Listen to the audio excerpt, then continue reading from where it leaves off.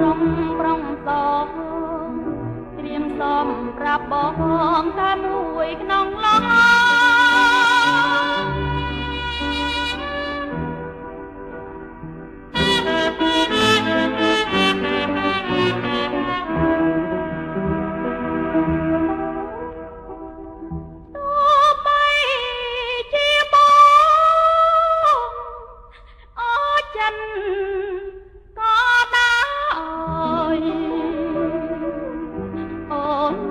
ដងហើយហៅទាំងសោយសោ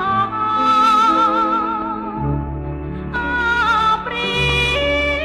ពីណាសូមជួយនាំយកបណ្ដំសោយសោក៏ឲ្យគេដឹងផងបើមិនស្រឡាញ់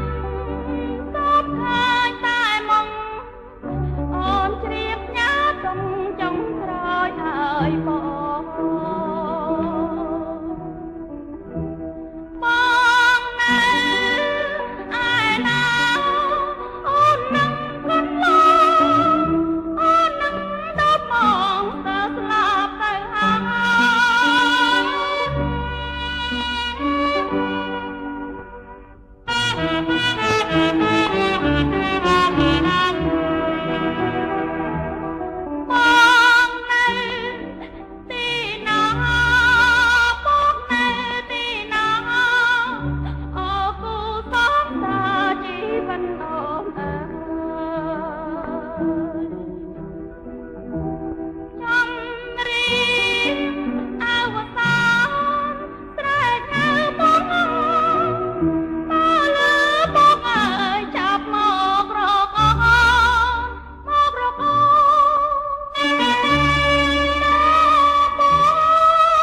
Oh